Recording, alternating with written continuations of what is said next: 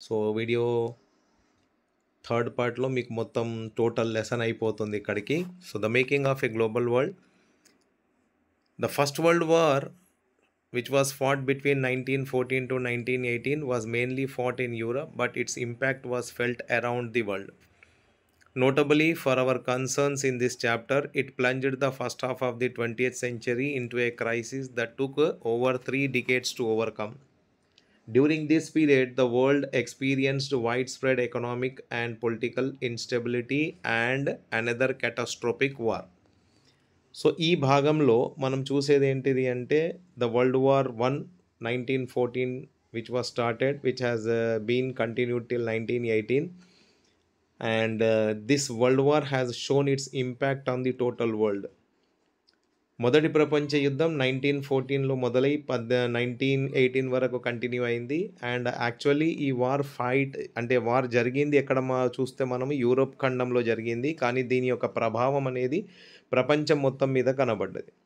Notably for our concerns in this chapter, it plunged the first half of the 20th century into a crisis that took over the 3 decades to overcome.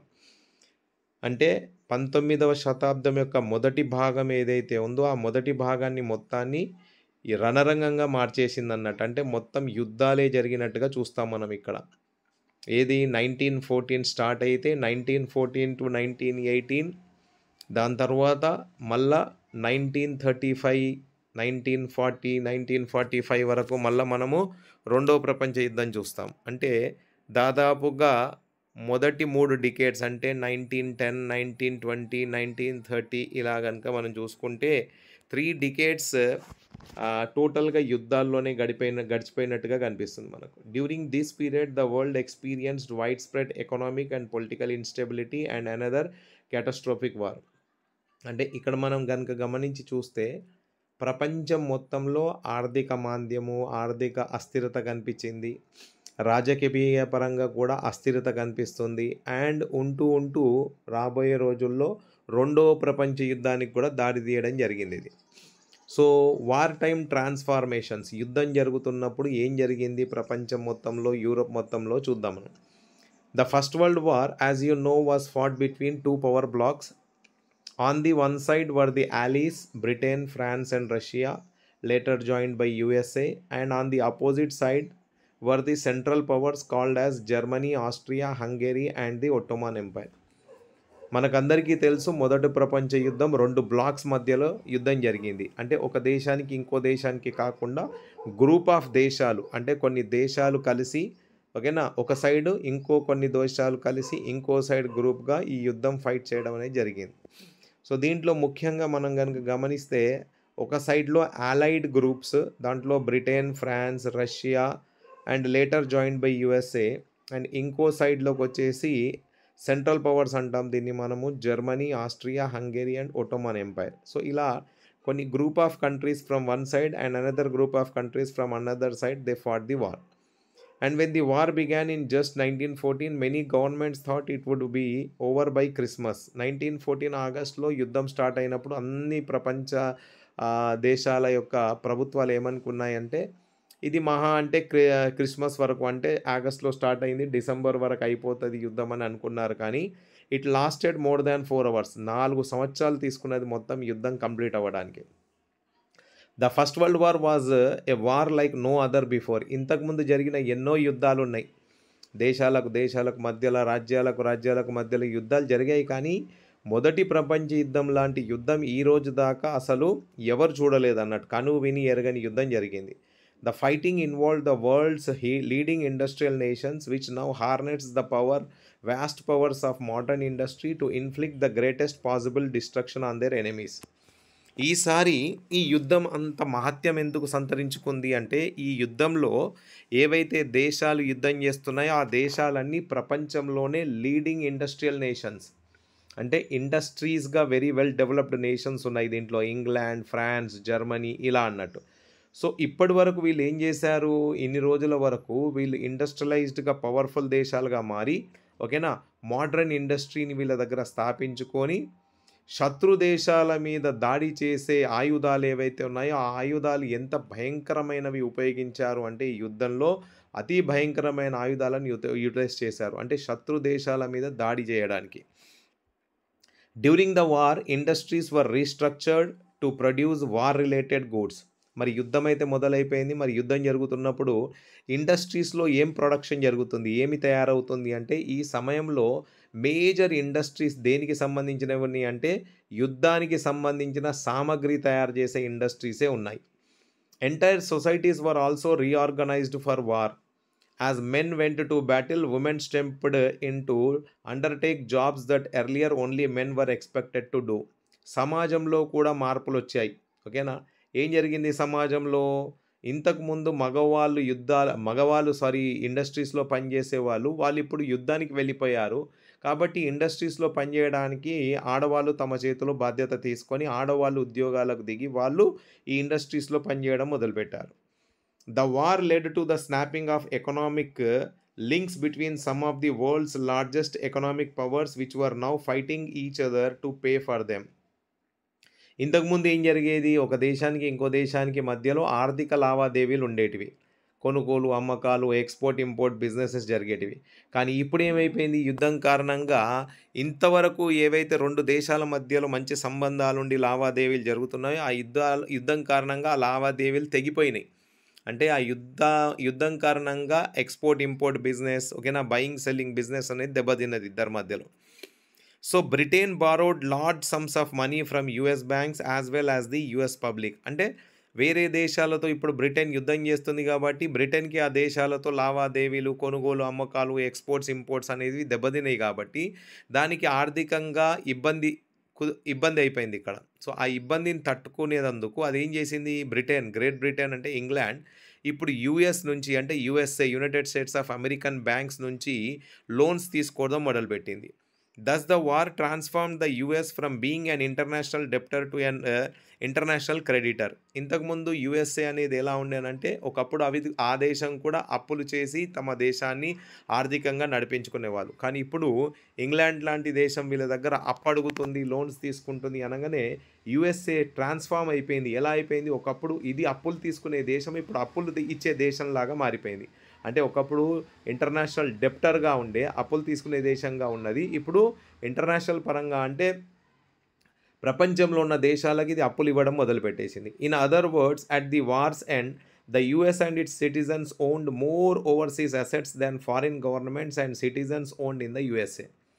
ఇలా loans ఇచ్చుకుంటూ అంటే యుఎస్ఏలో ఉన్న పౌరులు కానీ, యుఎస్ఏలో ఉన్న banks కానీ, యుఎస్ఏలో ఉన్న ధనవంతులు కానీ ఈ విధంగా యూరోప్ దేశాల్లో ఉన్న దేశాలకు యూరోప్ ఖండంలో ఉన్న దేశాలకు అప్పులు ఇచ్చుకుంటా ఆ దేశాలకు ఏ దేశాలకైతే వీళ్ళు అప్పులు ఇచ్చారో ఆ అప్పులకు బదులుగా వీళ్ళు ఆ దేశాల్లో అసెట్స్ కొనుక్కోవడం మొదలుపెట్టారు. ఆస్తులు కొనుగోలు చేయడము, భవంతులు కొనుగోలు చేయడము, భూములు కొనుగోలు చేయడము ఓకేనా? ఇలా ఆస్తి మొత్తం జమ చేసుకున్నారు యుఎస్ ప్రజలు, US banks and US rich people.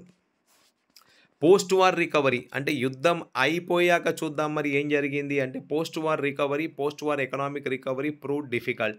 యుద్ధం అయితే జరిగింది, యుద్ధంలో భయంకరమైన నష్టం జరిగింది మనకందరికీ తెలుసు. కానీ యుద్ధం ఆగిపోయాక ఆర్థిక పరిస్థితులను మళ్ళా సరిదిద్దుకునే ప్రయత్నం చేస్తే అది సాధ్యపడలేదు. ఎందుకు సాధ్యపడలేదు? Britain which was the world's largest economy in the pre-war period in particular faced a prolonged crisis. Great Britain ఏదైతే ఉంది కదా ఇంతకుముందు యుద్ధం అంటే 1914 మొదటి ప్రపంచ యుద్ధం కంటే ముందు అది ప్రపంచ దేశాల్లో చాలా దేశాల మీద దాని పెత్తనం చలాయిస్తుంది. అప్పటికే అది కలోనియల్ మాస్టర్గా ఉంది. జస్ట్ లైక్ ఇండియాని కాలనీగా మార్చుకుంది కదా, అలా ప్రపంచ దేశాల్లో చాలా దేశాల మీద తన పెత్తనాన్ని చాటుకుంది బ్రిటన్. కానీ యుద్ధం అయిపోయే సమయానికి ఇది ఆర్థికంగా దెబ్బతిని తన పరిస్థితిని నిలబెట్టుకునే పరిస్థితి కూడా లేకుండా పోయింది అన్నట్టు. తన పరిస్థితిని కాపాడుకోవడం అంటే తన దేశాన్ని ఆర్థికంగా కాపాడుకునే పరిస్థితి కూడా లేకుండా పోయింది అన్నట్టు. And while Britain was pre occupied with war, industries had developed in India and Japan. So Britain ఆక్రమించిన కొన్ని దేశాలు ఉన్నాయి కదా, జస్ట్ ఎగ్జాంపుల్ ఇండియా ఓకే, కొన్ని దేశాలు ఆఫ్రికాలో జస్ట్ లైక్ జపాన్. సో ఏమైపోయింది? జపాన్ అయితే ఆక్రమించలేదు కానీ ఇండియా, కొన్ని ఆఫ్రికన్ కంట్రీస్ ఉన్నాయి ఇక్కడ. సో బ్రిటన్ యుద్ధంలో నిమగ్నమై ఉన్న సమయంలో బ్రిటన్‌లో ఇండస్ట్రీస్ మీద అంత కాన్సంట్రేషన్ చేయలేదు. చేసినా కూడా యుద్ధ సామాగ్రి తయారవుతుంది కాబట్టి, ఈ సమయంలో మరి ప్రపంచంలో ఉన్న ప్రజలకు వేరే వస్తువులు కావాలి గదా! మరి ఆ వేరే వస్తువుల డిమాండ్ అయితే పెరుగుతుంది కాబట్టి, ఆ సమయంలో ఆ సమయాన్ని ఆసరాగా తీసుకొని భారతదేశంలో, జపాన్ దేశంలో ఏమైపోయింది ఇండస్ట్రీస్ పుంజుకున్నాయి. కొత్త ఇండస్ట్రీస్ స్టార్ట్ అయిపోయాయి. After the war Britain found it difficult to recapture its earlier position of dominance in the Indian market and to compete with Japan internationally. ఇంతకుముందైతే బ్రిటన్ ఏం చేసేది, భారతదేశం మీద పెత్తనం ఉంది కాబట్టి, భారతదేశంలో ఉన్న ఇండస్ట్రీస్ మీద దాని పైచేయి ఉండేది. భారతదేశంలో తనకు కావాల్సిన వస్తువులను ఇంపోర్ట్, ఎక్స్‌పోర్ట్ చేసుకోవడము, వాళ్ళకి కావాల్సిన వస్తువులనే తయారీ చేయడం అనేది జరిగేది. కానీ యుద్ధంలో లీనమైనప్పుడు ఏమైపోయింది, భారతదేశంలో వేరే ఇండస్ట్రీస్ పుంజుకున్నాయి. అయితే ఇప్పుడు బ్రిటన్ యుద్ధం అయిపోయాక ఆ ఇండస్ట్రీస్ మీద తన డామినెన్స్ అంటే తన పెత్తనాన్ని చాటుకోవడంలో ఓకేనా ఫెయిల్ అయిపోయింది అన్నట్టు. దానికి ఇప్పుడు అసాధ్యంగా మారిపోయింది. అండ్ ఇంటర్నేషనల్‌గా చూసినా కూడా జపాన్‌తో కాంపీట్ చేయడం దానివల్ల కాలేదిగ. అది ఓడిపోయిందన్నట్టు జపాన్‌తో పోటీ పడడానికి. So, more over to finance war expenditure Britain had borrowed liberally from the US. మరి యుద్ధమైతే జరిగింది. యుద్ధంలో నష్టం జరిగింది. యుద్ధంలో ఆర్థిక నష్టమైతే జరుగుతుంది. ప్రాణ నష్టం జరుగుతుంది. ఓకేనా. ఆస్తిపాస్తి నష్టం కూడా జరుగుతుంది. మరి ఈ నష్టాలన్నిటిని పూర్తి చేసుకోవడానికి ఏం చేయాలి బ్రిటన్ ఇప్పుడు? ఓకే. అప్పులు చేయాలి. సో, దాని కొరకు ఏం చేసింది బ్రిటన్ యూఎస్ నుంచి అప్పులు చేయడం మొదలుపెట్టేసింది. And this meant that at the end of the war Britain was burdened with huge external debts. ఇలా మనం గనుక గమనించి చూస్తే యుద్ధం అయిపోయే సమయానికి బ్రిటన్ ఒకప్పుడు ప్రపంచ దేశాలను మొత్తం డామినేట్ చేసే దేశంగా మారి ఇప్పుడు ఏమైపోయింది, ఆ యుద్ధం అయిపోయే సమయానికి అది అప్పుల పాలైపోయి అంటే యూఎస్ఏ దగ్గర నుంచి తీసుకున్న అప్పులు అంటే ఎక్స్టర్నల్ డెబ్ట్స్ అప్పుల పాలైపోయింది అన్నట్టు. ఓకేనా. Then this war had led to an economic boom that is to a large increase in demand, production and employment. యుద్ధం జరిగింది. యుద్ధం సమయంలో ఇంగ్లాండ్ అయితే తన వంతు గా తన ఇండస్ట్రీస్లో ఓన్లీ యుద్ధ సామాగ్రిని తయారు చేసుకుంటూ ఉంది. కానీ బయట ప్రపంచ దేశాలన్నింటిలో డిమాండ్ పెరగడం వలన ఇంగ్లాండ్ ఇండస్ట్రియల్ నేషన్‌గా ఉండి కూడా ఏం చేయలేకపోయింది. అంటే కావాల్సిన డిమాండ్‌ని ఫుల్‌ఫిల్ చేయలేకపోయింది. ఈ సమయంలో ఇండియా లాంటి కంట్రీ, జపాన్ లాంటి కంట్రీ ఓకేనా, కొన్ని ఆఫ్రికన్ కంట్రీస్‌లో ఇండస్ట్రీస్ బాగా పుంజుకున్నాయి. అండ్ ఈ సమయంలో డిమాండ్ కూడా బాగా పెరిగింది. డిమాండ్ పెరగడం వలన ప్రొడక్షన్ పెరిగింది. ప్రొడక్షన్ పెరగడం వలన ఎంప్లాయ్మెంట్ అంటే ఉద్యోగాలు కూడా బాగా దొరికాయి జనాలకు. When the war boom ended production contracted and unemployment increased. యుద్ధం అయితే ఆగిపోయింది. యుద్ధ సామాగ్రి తయారు చేయడానికి కొత్త ఇండస్ట్రీస్ వచ్చాయి. యుద్ధం జరుగుతున్నప్పుడు డిమాండ్ బాగా పెరిగింది కాబట్టి ఇండస్ట్రీస్ వచ్చాయి. ఇండస్ట్రీస్‌లో ప్రొడక్షన్ వచ్చింది. ప్రొడక్షన్ కారణంగా ఎంప్లాయ్మెంట్ వచ్చింది. యుద్ధం కరెక్ట్‌గా అయిపోయేసరికి ఏమైపోయింది, యుద్ధ సామాగ్రి తయారు చేసే ఇండస్ట్రీస్ ఆగిపోయాయి. సడెన్‌గా అన్‌ఎంప్లాయ్మెంట్ వచ్చేసింది. డిమాండ్ లేదు ఆ వస్తువులకి ఇప్పుడు. ఆ వస్తువులకు డిమాండ్ లేదు కాబట్టి ప్రొడక్షన్ జరగలేదు. ప్రొడక్షన్ జరగలేదు కాబట్టి ఉద్యోగంలో నుంచి జనాలను తీసేశారు. So, unemployment increased. At the same time the government reduced bloated war expenditure to bring them into line with peace time revenues. ఏం చేసింది ప్రభుత్వాలు ఇక్కడ యుద్ధం సమయంలో ఏవైతే అప్పుల పాలైపోయారో ఆ అప్పులను మళ్ళా సరిచేయడానికి ప్రజల మీద టాక్సులు విధించడము. ఓకేనా. జస్ట్ ఆ పీస్ టైమ్ రెవెన్యూస్ ఏవైతే ఉన్నాయో అంటే ప్రజల దగ్గర నుంచి రెవెన్యూ ఎలా కలెక్ట్ చేయాలి, ప్రజల మీద ఎక్కువ భారం వేసేసి ట్యాక్స్ల భారం వేసేసి ఆ నష్టాన్ని పూర్తి చేసుకునే ప్రయత్నంలో పడ్డారు. These developments led to huge job losses in 1921. 1 in every 5 British workers was out of the work. ఇలా జరగడం వలన సంక్షోభం వచ్చేసింది. ఆ సంక్షోభం ఎలా ఉంది అంటే ఇంగ్లాండ్‌లోనే మనం గనుక గమనించి చూస్తే 1921 వచ్చేసరికి చాలామంది ఉద్యోగాలు కోల్పోయారు. అంటే ప్రతి ఐదుగురిలో అంటే 1 in every 5 ప్రతి ఐదుగురిలో ఒకరికి ఉద్యోగం అనేది పోయింది ఈ సమయం వచ్చేసరికి. Indeed anxiety and uncertainty about work became an enduring part of the post war scenario. యుద్ధం అయిపోయే సమయానికి సందర్భం ఎలా ఉంది అంటే ప్రతి ఐదుగురిలో ఒకరికి ఉద్యోగం పోవడము అండ్ ఆ కుటుంబం రోడ్డున పడడము, ఆ కుటుంబం పేదరికంతో బాధపడడము అలాంటివి చూస్తూ ఉంటే జనాల్లో యాంగ్జైటీ పెరిగిపోయింది. ఆందోళన, భయం అనేది పెరిగిపోయింది. భయం ఎలాంటిది, అన్‌సర్టెనిటీ. ఏ రోజైనా ఉద్యోగం పోవచ్చు. ఉద్యోగం గ్యారంటీ లేదన్నట్టు. ఉద్యోగం ఏ రోజు ఊసిపోతుందో తెలవదన్నట్టు. అలాంటి సినారియో వచ్చేసింది. Many agricultural economies were also in crisis. ఇక్కడ ఈ సంక్షోభం అనేది ఇండస్ట్రీస్ మీదనే ప్రభావం చూపెట్టలేదు. ఈ సంక్షోభం అనేది వ్యవసాయం మీద కూడా తన ప్రభావాన్ని చూపెట్టింది. Consider the case of wheat producers. Before the war eastern Europe was a major supplier of wheat in the world. ఒక చిన్న ఎగ్జాంపుల్‌తో చూద్దాం మనము. గోధుమలు అంటే వీట్ ప్రొడ్యూస్ చేసే రైతుల గురించి ఎగ్జాంపుల్ చూద్దాం. ఇంతకుముందు ఈస్టర్న్ యూరప్ అంటే యూరప్‌లోని ఈస్టర్న్ సైడ్‌లో గోధుమ బాగా ఉత్పత్తి జరిగేదన్నట్టు. అది ప్రపంచవ్యాప్తంగా అన్ని దేశాలకు గోధుమలను ఏం చేసేది? ఎక్స్‌పోర్ట్ చేసేదన్నట్టు, సెల్ చేసేది. When this supply was disrupted during the war, wheat production in Canada, America and Australia expanded dramatically. Eastern part of యూరోప్‌లో యుద్ధం జరుగుతుంది. ఫ్రాన్స్ కంట్రీ, ఇంగ్లాండ్, జర్మనీ ఇవన్నీ దేశాలు యుద్ధంలో లీనమై ఉన్నాయి. మరి వీట్ ప్రొడక్షన్ దెబ్బతిన్నది ఇక్కడ. వీట్ ప్రొడక్షన్ ఇక్కడ దెబ్బతినంగానే ప్రపంచ దేశాలకైతే వీట్ కావాలి కదా వేరే దేశాలకు. సో, ఆ వీట్ ప్రొడక్షన్ డిమాండ్‌ని ఫుల్‌ఫిల్ చేయడానికి కెనడా, అమెరికా, ఆస్ట్రేలియా లాంటి దేశాలు ఏం చేశాయి? తమ దేశంలో వీట్ ఉత్పత్తి మొదలుపెట్టేశాయి. సో, వీళ్ళ దగ్గర వీట్ ప్రొడక్షన్ బాగా పెరిగిపోయింది. But once the war was over, production in Eastern Europe revived and created a glut in the wheat output. సడన్‌గా చూస్తూ 4 సంవత్సరాలు, 5 సంవత్సరాలలో యుద్ధం అయిపోయింది. అయిపోంగానే ఏం జరిగింది? ఈ 3 దేశాల్లో వీట్ ఉత్పత్తి జరుగుతుంది. అండ్ ఈస్టర్న్ యూరప్ కూడా సడన్‌గా ఏం చేసింది? యుద్ధం అయిపోంగానే వీట్ ప్రొడక్షన్ మొదలుపెట్టేసింది. సో, ప్రపంచవ్యాప్తంగా ఏమైపోయింది? వీట్ ప్రొడక్షన్ ఎక్కువగా అయిపోయేసరికి వీట్ నిల్వలు బాగా పెరిగిపోయాయన్నట్టు. అంటే గ్లట్ అనేది వచ్చేసింది. కొనుగోలుదారులు ఎవరు లేరు.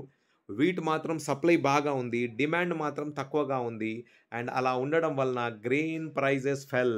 అంటే ధాన్యాల ధరలు పడిపోయాయి. Rural incomes declined. ధరలు పడిపోగానే వ్యవసాయదారులకు కూడా ఆదాయం పడిపోతుంది. And farmers fell deeper into depth. And సడన్‌గా గ్లట్ రావడం, గ్రెయిన్ ప్రైజెస్ పడిపోవడము, రూరల్ ఎకానమీస్ అంటే ఊర్లలో ఉన్న ఆర్థిక వ్యవస్థ దెబ్బతిన్నది. అండ్ ఫార్మర్స్ ఎవరైతే రైతులు ఉన్నారో వాళ్ళు అప్పుల పాలైపోయారు. అప్పులు చేయడం అయిపోయింది. వాళ్ళు అప్పులు చేయాల్సి వచ్చింది వాళ్ళకు. Rise of mass production and consumption.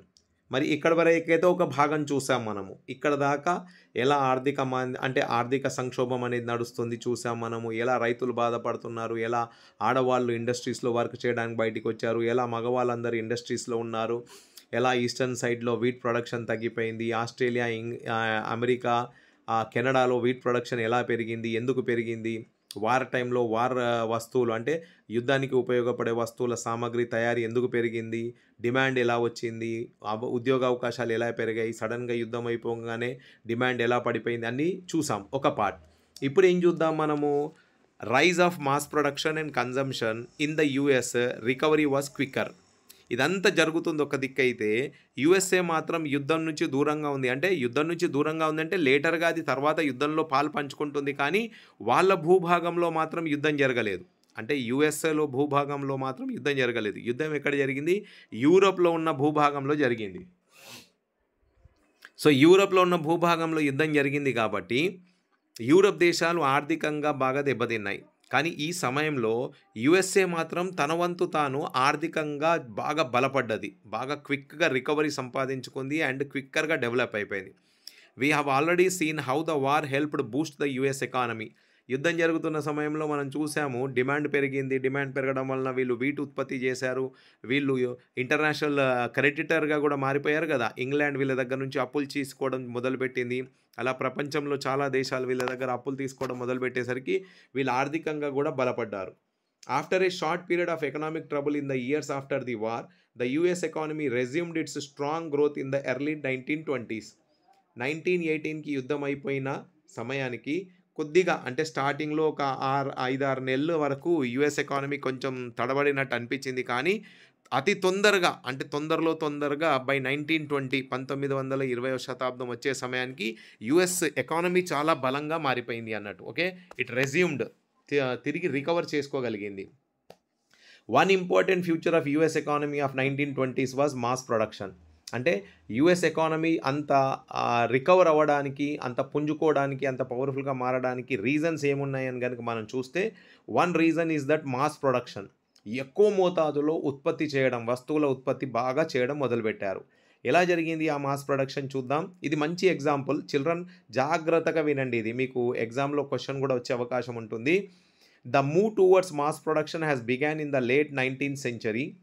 But in the 1920s it became a characteristic future of industrial production in the US. వాస్తవానికి మాస్ ప్రొడక్షన్ అంటే ఎక్కువ మోతాదులో వస్తువులు తయారు చేయడం అనేది 19th సెంచరీ, లేట్ 19th అంటే 19వ శతాబ్ది ఆఖరిలో ఇది మొదలైంది. కానీ 1920 వచ్చేసరికి మాత్రం ఓకేనా, సో ఇది బీభత్సంగా పెరిగిపోయింది, క్యారెక్టరిస్టిక్ ఫ్యూచర్గా మారిపోయింది ఇది 1920sలో. ఎలా అంటే a well known pioneer of mass production was the car manufacturer Henry Ford. ఈ మాస్ ప్రొడక్షన్ అనేది ఎక్కడ చూసాము అంటే ఒక పెద్ద ఇండస్ట్రియలిస్ట్ ఓకేనా, హెన్రీ ఫోర్డ్ అనే వ్యక్తి ఒక కొత్త సిస్టమ్ని తీసుకొచ్చాడు మాస్ ప్రొడక్షన్లో. ఆ సిస్టమ్ మనం చూద్దాం ఇప్పుడు ఇక్కడ. He adapted the assembly line of a Chicago slaughter house. Slaughter house ఏదైతే ఉందో చికాగోలో అప్పట్లో అమెరికాలో, అక్కడ వాడుతున్న స్లాటర్ హౌస్లో వాడుతున్న అసెంబ్లీ లైన్ సిస్టమ్ని ఇతను ఏం చేశాడు, కార్ మ్యానుఫ్యాక్చరింగ్ సిస్టంలోకి తీసుకొచ్చాడు. అంటే స్లాటర్ హౌస్ అంటే in which animals are slaughtered, అంటే జంతువులను చంపి మాంసం కొరకు జంతువులను చంపి విక్రయిస్తూ ఉంటారు అక్కడ బుచ్చర్స్ ఓకేనా. అక్కడ కన్వేయర్ బెల్ట్ లాగా ఒకటి ఉంటుంది, ఒక బెల్ట్ మీద జంతువులను కట్ చేసి పెట్టేస్తూ ఉంటే ఒక్కొక్కరు మధ్యలో ఉన్న వ్యక్తులు తమ భారంగా పని చేసుకుంటూ పోతూ ఉంటారు. ఒకరేమో 2 ముక్కలు చేస్తాడు, ఒకడేమో పార్ట్స్ డిఫరెంట్ చేస్తాడు, ఒకడేమో కీమా కొడతాడు, ఒకడేమో బోన్స్ సపరేట్ చేస్తాడు, ఇలా చేస్తారు అన్నట్టు, కన్వేయర్ బెల్ట్ అంటాం. ఆ బెల్ట్ని ఇక్కడ ఈయన ఏం చేశాడు, దీన్ని తీసుకొచ్చేసి డెట్రియాట్లో తన కార్ ప్లాంట్లో పెట్టాడు. కార్ ప్లాంట్ అంటే కార్ ఇండస్ట్రీ ఏదైతే ఉందో తనది డెట్రియాట్ అనే ప్రాంతంలో, అక్కడ దాన్ని యూజ్ చేయడం మొదలుపెట్టాడు. He realize that assembly line method would allow a faster and cheaper way of producing vehicles. అతను ఏం గమనించాడు అంటే ఒకవేళ అసెంబ్లీ లైన్ని వాడుకుంటే అసెంబ్లీ లైన్ కారణంగా వర్క్ తొందరగా అవుతుంది అండ్ దాంతోపాటు చీపర్ అంటే తక్కువ ఖర్చుకు కూడా పని జరిగిపోతుంది అనే భావన అతను గమనించాడు. సో దాని కొరకు ఏం చేశాడు, ద అసెంబ్లీ లైన్ని ఇంప్లిమెంట్ చేసేసి the assembly line forced workers to repeat a single task mechanically and continuously. Assembly line అంటే ఒక వ్యక్తి నిలబడితే అతను ముంగటికి వెళ్ళి ఒక పట్ట పోయినట్టు పోతూ ఉంటుంది, ఆ పట్ట మీద అతను పని చేసుకుంటూ ఉండాలి. ఒకరి తర్వాత ఒకరు నిలబడి ఉంటారు, ఆ పట్ట వెళ్తూ ఉంటే దాని మీద అతనికి కావాల్సిన వర్క్ చేసుకుంటూ ఉంటాడు ఒక్కొక్క వ్యక్తి. సో ఇలా ఇది వాడడం వలన, కన్వేయర్ బెల్ట్ వాడడం వలన ఏమైపోయింది, వర్కర్స్కి single task mechanically and continuously అంటే పని మీద పని దొరకడం మొదలైపోయింది. ఇంతకుముందులాగా ఖాళీ ఉండలేరు, ఇప్పుడు ఖాళీ ఉండే అవకాశమే లేదన్నట్టు. చూడండి ఇక్కడ, such as fitting a particular part of the car at a pace dictated by the conveyor belt. వీళ్ళ స్పీడ్ ఎలా ఉండాలంటే కన్వేయర్ బెల్ట్ ఎంత స్పీడ్గా పోతుందో అంత స్పీడ్గా వీళ్ళు పనిచేయాల్సి వచ్చింది. So this was a way of increasing the output per worker by speeding up the face of the work. ఈ విధంగా కన్వేయర్ బెల్ట్ స్పీడ్ ప్రకారంగా వీళ్ళు పనిచేయాలి కాబట్టి వర్క్ చేసే క్షమత కూడా పెరిగిపోయింది వర్కర్స్లో. Standing in front of a conveyor belt no longer could afford to delay the motions, take a break or even have a friendly word with a work mate. Conveyor belt నడుస్తున్న కొద్దీ పని చేసేస్తూ ఉండాలి. ఇంతకుముందు ఎలా ఉండే, కొద్దిసేపు పని చేసి కొద్దిసేపు ముచ్చట్లు పెట్టి కొద్దిసేపు చాయ్ తాగి కొద్దిసేపు రిలాక్స్ అయి చేసేది. ఇప్పుడు కన్వేయర్ బెల్ట్ మీద ఉన్న సామాన్ ముందుకెళ్ళిపోతుంది కాబట్టి మరి ఆ పని ఆగిపోతుంది కాబట్టి కన్వేయర్ బెల్ట్ స్పీడ్ ప్రకారంగా వీళ్ళు పని చేయాలి కాబట్టి వీళ్ళకు లీజర్ దొరకలేదు, కనీసం పక్కకున్నతో మంచి చెడ్డలు మాట్లాడుకోవడానికి కూడా అవకాశాలు దొరకలేదు. And as a result henry Ford's car came of the assembly line at a 3-minute interval. ఎలా అయిపోయింది అంటే కార్స్ ప్రతి 3 నిమిషాలకు కార్లు తయారు అవ్వడం మొదలైపోయింది అన్నట్టు. A speed much faster than that achieved by previous method. ఇంతకుముందైతే కార్ తయారు చేయాలంటే రోజులు పట్టేది, ఇప్పుడు ప్రతి గంటకి అంటే చురుగ్గా తొందరగా కార్లు తయారవడం మొదలైపోయింది. And the model Ford was the world's first mass produced car. Ford model car ఏదైతే మనం చూస్తాం కదా ఓకేనా, ఫోర్డ్ మోడల్ కార్స్ అంటే ఇప్పట్లో వస్తున్నాయో లేవో తెలియదు కానీ అప్పట్లో ఫోర్డ్ మోడల్ కార్స్ వచ్చేటివి. సో ఆ Ford model car was the first mass produced car, అంటే ఎక్కువ మోతాదులో తయారైన కార్లలో ఒకటిగా ఫోర్డ్ మోడల్ కార్ని మనం చూస్తాము. At first, workers at the Ford factory were unable to cope with the stress of working on assembly lines in which they could not control the pace of the work. స్టార్టింగ్లో ఇలా పని మొదలు చేసినప్పుడు వర్కర్స్కి కొంచెం ఇబ్బంది అయింది, ఎందుకంటే దాని స్పీడ్తో అనుకూలంగా వీళ్ళు పని చేయలేకపోయారు. So they quit in large numbers. పని చేయలేకపోతున్నారు కాబట్టి ఉద్యోగం వదిలేశారు, మేము పని చేయం మా వల్ల అయితే లేదని. కానీ ఇన్ డెస్పరేషన్ హెన్రీ ఫోర్డ్ ఏం చేశాడు, వీళ్ళ జీతాలు డబుల్ చేసేసాడు. He double the daily wages to $5 in January 1914. జీతాలు ఎక్కువ ఆశకి పని చేయడానికి ఇష్టపడ్డారు. At the same time he banned trade unions from operating in his plants. మళ్ళా జీతాలు పెంచడంతో మళ్ళీ తిరిగి వచ్చిన వాళ్ళకు మళ్ళీ ఏదైనా ఇబ్బంది కలిగితే వీళ్ళందరూ మళ్ళీ గ్రూపులుగా ఫామ్ అయిపోయి ట్రేడ్ యూనియన్స్గా ఫామ్ అయిపోయి ఏమైనా డిమాండ్స్ పెడతారు అని ఏం చేశాడు, నా ఇండస్ట్రీలో పనిచేయాలంటే ట్రేడ్ యూనియన్స్ ఉండకూడదు, స్ట్రైకులు ఉండకూడదు, నేను చెప్పినట్టుగా పనిచేయాలనే కండిషన్స్ పెట్టేశాడు. అండ్ ఈ విధంగా Henry Ford recovered the high wage by repeatedly speeding up the production line and forcing workers to work ever harder. ఈ విధంగా ఒక దిక్కు ట్రేడ్ యూనియన్స్ని బ్యాన్ చేశాడు, రెండో దిక్కు వాళ్ళ జీతాలు పెంచేశాడు, మూడో దిక్కు స్పీడ్ కూడా పెంచేసి ఎక్కువ మోతాదులో కార్లను ఉత్పత్తి చేయడం మొదలుపెట్టేశాడు. So much so he would soon describe his decision to double the daily wages as the best cost cutting decision he had ever made. ఈ విధంగా అతను ఓకేనా జీతాలు డబల్ చేసేసి ఏం చేశాడు అంటే ఇప్పటి వరకు జరగని సంఘటన లాగా తను తీసుకున్న decision best cost cutting decision he has ever made కానీ నిరూపించుకున్నాడు. ఎవరు? Henry Ford. So Fordist industrial practices soon spread in the US. ఇది మెల్లమెల్లగా వేరే వస్తువుల తయారీలో కూడా ఇదే సేమ్ మోడల్ని వాళ్ళు ఇంప్లిమెంట్ చేసేసి ఉత్పత్తి బాగా చేయడం మొదలుపెట్టేశారు. They were also widely occupied in Europe in the 1920s. 1920s వచ్చేసరికి యూరోప్లో కూడా మొదలైపోయాయి.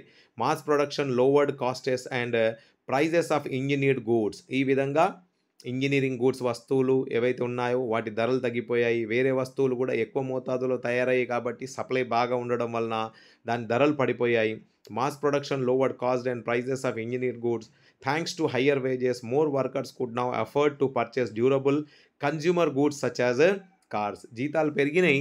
జీతాలు పెరగడం వలన ఏమైపోయింది, ఇక్కడ లేబర్ క్లాస్ కానీ వర్కింగ్ క్లాస్ వాళ్ళకు ఆదాయం పెరగడం వలన వీళ్ళు ఇప్పుడు కార్లు కూడా కొనుగోలు చేసే స్థితికి చేరుకున్నారన్నట్టు. అంటే car production in the US rose from 2 million in 1919 to more than 5 million in 1929. 10 సంవత్సరాల గ్యాప్ లోపల 2 million కార్ ప్రొడక్షన్ జరిగేది. 10 సంవత్సరాలు దాటేసరికి డబల్ అయిపోయి more than double 5 million car production అనేది జరగడం స్టార్ట్ అయిపోయింది యూఎస్లో. And similarly, there was a spurt in the purchase of refrigerators, washing machines, radios, gramophones, players, all through a system of higher purchase. So ఈ విధంగా జీతాలు పెరిగినాయి, ఉద్యోగాలు ఉన్నాయి, ఓకేనా, ప్రొడక్షన్ బాగా ఉంది కాబట్టి జనాలలో పర్చేస్ చేసే పవర్ కూడా పెరిగిపోయింది. అండ్ సడన్గా జనాలు వాషింగ్ మిషన్లు, రెఫ్రిజిరేటర్లు, రేడియోస్, గ్రామోఫోన్స్ ఇవన్నీ కొనడం మొదలుపెట్టేశారు. అయితే వీళ్ళు కొనుగోలు చేయడానికి ఒకటేసారి ఆ లంసమ్ అమౌంట్ కావాలి కాబట్టి ఆ లంసమ్ అమౌంట్ ఇవ్వడానికి కొన్ని కంపెనీస్ ముందుకొచ్చాయి.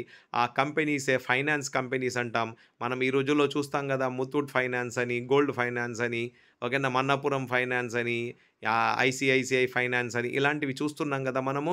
ఆ ఫైనాన్స్ కంపెనీస్ వచ్చేసి హైర్ పర్చేస్ కింద అంటే మంత్లీ ఇన్స్టాల్మెంట్స్లో కట్టుకొని మీరు వస్తువు తీసుకోవచ్చు అని, జస్ట్ లైక్ ఇప్పుడు మనం మొబైల్ ఫోన్స్ తీసుకుంటున్నాం కదా జనాలందరూ ఈఎంఐస్లో, అలాంటి ఈఎంఐస్లో ఈజీ ఇన్స్టాల్మెంట్ మంత్లీ ఇన్స్టాల్మెంట్స్లో కట్టి తీసుకునే విధంగా వాళ్ళకు అవకాశాలు దొరికాయి కాబట్టి డిమాండ్ కూడా బాగా పెరిగిపోయింది. So the demand for refrigerators, washing machines, etc. was fueled by a boom in house construction and home ownership, financed once again by loans. అంటే వస్తువులు కొనుగోలు చేయడమే కాకుండా ఇల్లులు కట్టుకోవడము, ఇల్లులు సంపాదించుకోవడము, ఇంటి ఓనర్స్గా మారిపోవడం అనేది కూడా జరిగింది. దాని కొరకు కూడా ఫైనాన్స్ ఇవ్వడం మొదలుపెట్టేశారు. And the housing and consumer boom of the 1920s created the basis of prosperity in the US. ఈ విధంగా 1920లో ఏదైతే బూమ్ వచ్చిందో, ప్రొడక్షన్ పెరిగింది, అటు డిమాండ్ పెరిగింది, ఇటు సప్లై పెరిగింది, ఇటు వేజెస్ పెరిగాయి, అటు ఎంప్లాయ్మెంట్ పెరిగింది, అండ్ ఇటు ఇల్లు కట్టుకున్నారు, కన్స్ట్రక్షన్ యాక్టివిటీ పెరగడం వల్ల యుఎస్ బాగా ప్రాస్పర్ అయింది. And large investments in housing and household goods seem to create a cycle of higher employment and incomes, rising consumption demand, more investment and at more employment and incomes.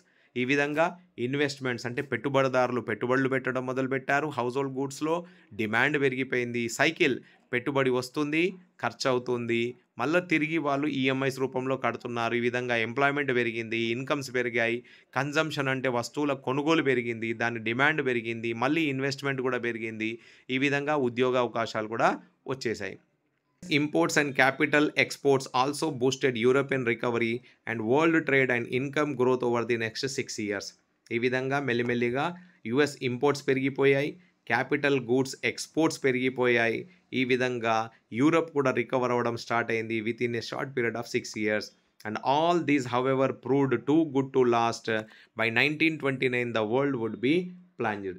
విషయం ఏంటిది అంటే the Great depression, ఆర్థిక మాంద్యం వచ్చేసింది ఇక్కడ. The Great depression began around 1929 and lasted till the mid 1930s. 1929 నుంచి మొదలైపోయి 1930s mid వరకు ఈ గ్రేట్ డిప్రెషన్ ప్రభావం అనేది కనిపించింది. ఆర్థిక మాంద్యం వచ్చేసి అంటే ఏంటిది చూద్దాం మనం ఇక్కడ. During this period most parts of the world experience catastrophic declines in the production, employment, incomes and trade. ప్రపంచవ్యాప్తంగా ఓకేనా క్యాటాస్ట్రాఫిక్ డిక్లైన్స్ అంటే అన్ని కుప్పకూలిపోయాయి. దేని మీద ప్రభావం పడ్డది అంటే ప్రొడక్షన్, ఉత్పత్తి తగ్గిపోయింది. ఉత్పత్తి తగ్గిపోవడం వలన ఎంప్లాయ్మెంట్ తగ్గిపోయింది. ఎంప్లాయ్మెంట్ తగ్గిపోవడం వలన ఆదాయాలు తగ్గిపోయాయి. ఆదాయాలు తగ్గిపోవడం వలన కొనుగోలు అమ్మకాలు చేసే శక్తి తగ్గిపోయింది, అంటే ట్రేడ్ కూడా తగ్గిపోయింది. The exact timing and impact of depression varied across the countries. అంటే అన్ని దేశాల్లో దీని ప్రభావం ఒకేలాగా, ఒకే మాదిరిగా, ఒకే సమయంలో రాలేదు. వేరువేరుగా ఒక్కొక్క దేశంలో ఒక్కొక్క టైంలో, ఒక్కొక్క దేశంలో ఒక్కొక్క విధంగా దీని ప్రభావం కనబడ్డది. But in general agricultural regions and communities were the worst affected. ఎక్కువగా కనుక మనం చూస్తే దీని ప్రభావం ఎక్కడ కనిపించింది అంటే వరస్ట్గా హిట్ అయింది ఎవరు అంటే అగ్రికల్చరల్ రీజియన్స్, వ్యవసాయం జరుగుతున్న ప్రాంతాల మీద, వ్యవసాయం చేస్తున్న వాళ్ళ మీద అండ్ వ్యవసాయం చేసుకుంటున్న కమ్యూనిటీ మీద దీని ప్రభావం బాగా కనబడ్డది. ఎందుకు కనబడ్డది అంటే వ్యవసాయంలో ఉత్పత్తి అయ్యే వస్తువుల ధరలే పడిపోయాయి. This was because the fall in the agricultural prices was greater and more prolonged than that in the prices of the industrial goods. ఇండస్ట్రీస్లో తయారయ్యే వస్తువుల ధరలు మెల్లిమెల్లిగా పడిపోయాయి. అది కొంచెం తక్కువ దాని మీద ప్రభావం చూపెట్టింది, కానీ వ్యవసాయంలో ఉత్పత్తి అయ్యే వస్తువులు అంటే ముఖ్యంగా ధాన్యాల మీద ప్రభావం బాగా పడ్డది. ఓకేనా. సో వ్యవసాయం చేసుకునే వాళ్ళ మీద ప్రభావం బాగా కనిపించింది.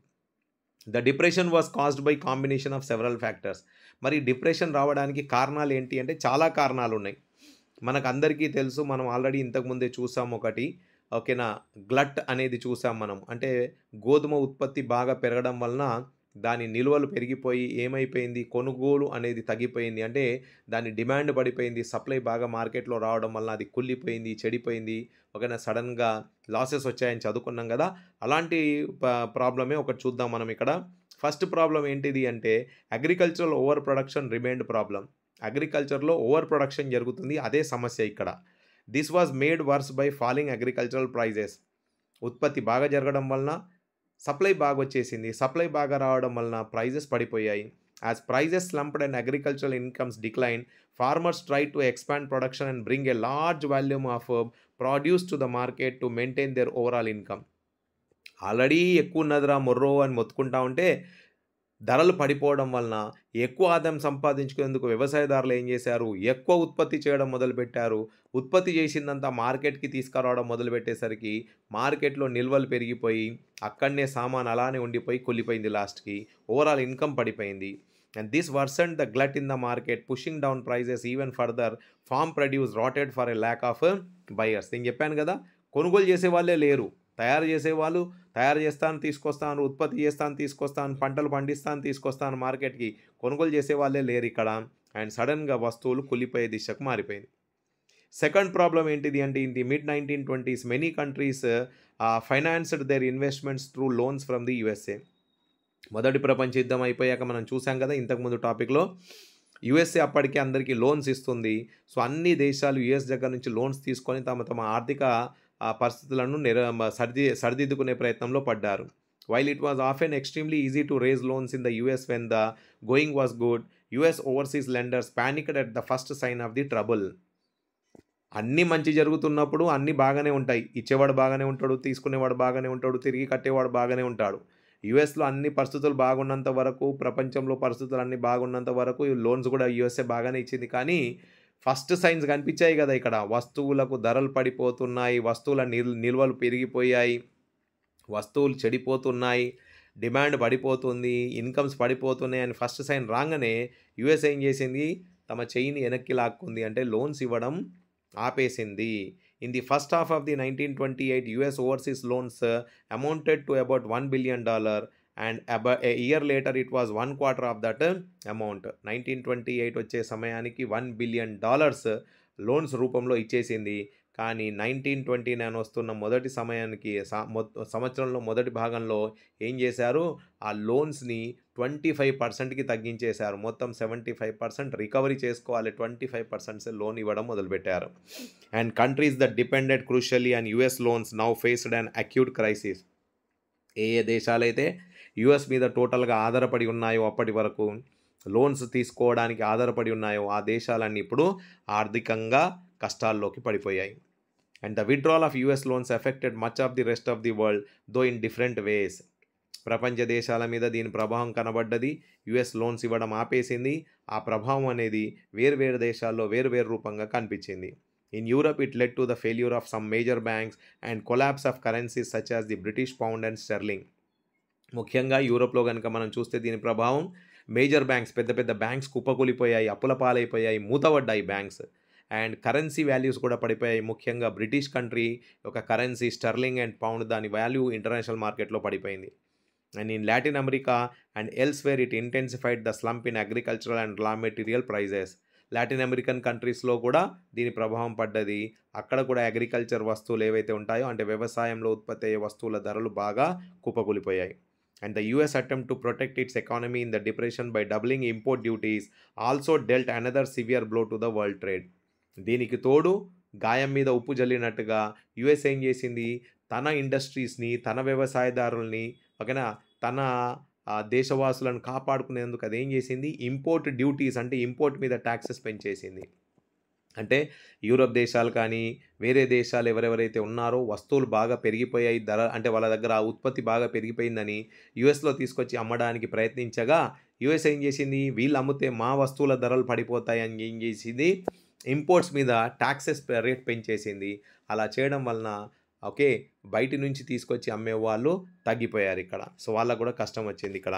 The US was also the industrial country most severely affected by the depression.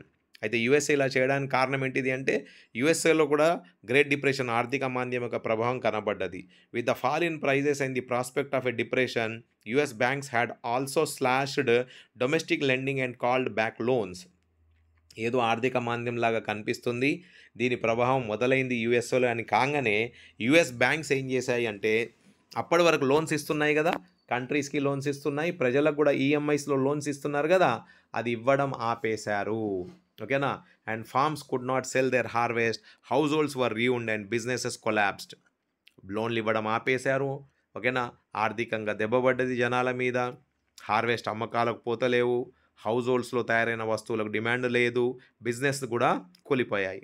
Faced with falling incomes, many house holds in the US could not repay what they had borrowed and were forced to give up their homes, cars and other consumer durables. ఈఎంఐలో రూపంలో తీసుకున్నారు కదా, అప్పటికే ఉద్యోగం ఉంది, మంచిగుంది, అంత మంచిగుంది అనుకొని లోన్స్ తీసుకొని కార్లు, ఇల్లు, ఓకేనా, రెఫ్రిజిరేటర్స్ అన్నీ కొన్నారు కదా, ఇప్పుడు తిరిగి కట్టలేక ఏం చేశారు, వాళ్ళ ఇల్లు అమ్ముకోవడము, కార్లు అమ్ముకోవడము, వస్తువులను తీసుకెళ్ళి తాకట్టు పెట్టుకొని, ఇంట్లో ఉన్న వస్తువులను కూడా తీసుకుపోయి తాకట్టు పెట్టుకొని ఇల్లు గడుపుకునేందుకు డబ్బులు తెచ్చుకోవడం మొదలుపెట్టారు. And the consumerist prosperity in the 1920s now disappeared in a puff of dust. అంటే అప్పటి వరకు కన్జ్యూమర్స్ అందరూ మంచి జీవితాన్ని గడుపుతున్నారు, ఆ సుఖమైన జీవితం మట్టిలో కలిసినట్టుగా అయిపోయింది, సడన్గా డస్ట్లో కలిసిపోయింది జీవితం. As unemployment soared, people trudged long distances looking for any work they could find. Unemployment వచ్చేసింది కాబట్టి ప్రజలందరూ ఏం చేసిండ్రు, వాళ్ళ సొంత ప్రదేశాలను, అంటే సొంత ప్రాంతాలను వదిలేసి ఎంత దూరానికైనా వలస వెళ్ళడానికి ఇష్టపడ్డారు. పని దొరికితే చాలు, మాకు జీతం వస్తే చాలు, మా ఇల్లు గడిస్తే చాలు అని ఎక్కడికి పడితే అక్కడికి వలస వెళ్ళిపోవడం మొదలుపెట్టేశారు. అండ్ అల్టిమేట్లీ ఈ సమయంలో US banking system also collapsed. యుఎస్లో బ్యాంకింగ్ సిస్టమ్ కూడా దెబ్బతిన్నది ఇక్కడ. Unable to recover investment, collect loans and repay depositors, thousands of the banks went bankrupt and were forced to close. మరి ఇచ్చిన డబ్బులు తిరిగి తేవాలి కదా, తిరిగి తెచ్చుకోలేకపోయాయి బ్యాంక్స్. ఎందుకు అంటే జనాల దగ్గర డబ్బులే లేవు, వాళ్ళకు ఉద్యోగాలే లేవు, వాళ్ళకు ఆదాయాలే లేవు, కాబట్టి వాళ్ళు కూడా తిరిగి కట్టలేని పరిస్థితి వచ్చేసరికి బ్యాంక్స్ కూడా అప్పుల పాలైపోయి బ్యాంక్స్ కూడా మూతపడ్డాయి. 1933 వచ్చేసరికి 4000 బ్యాంక్స్ క్లోజ్ అయిపోయాయి.